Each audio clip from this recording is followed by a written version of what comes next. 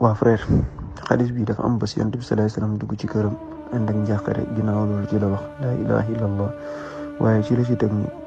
tuskare de ñeel na arab yi nga xamante ne ñoom ñooy nekk di def lu bon ci noonu ci la wax ni barrière bi nga xamante ni kat moo nekkoon xijaab bi nga xamante ni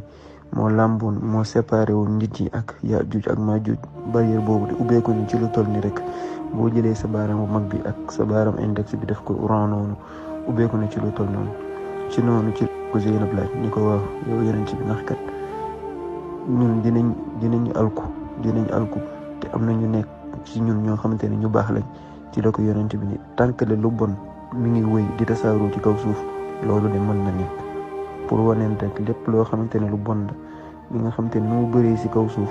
nu muy affecté ñëpp ñi nga xamante ne ñoo si neex ndax kas fitna la bon fitna la te géej nga yàlla mu wax ci alquran wa taqu fitnatan la tusibanna allazina zalamu minkum xaassa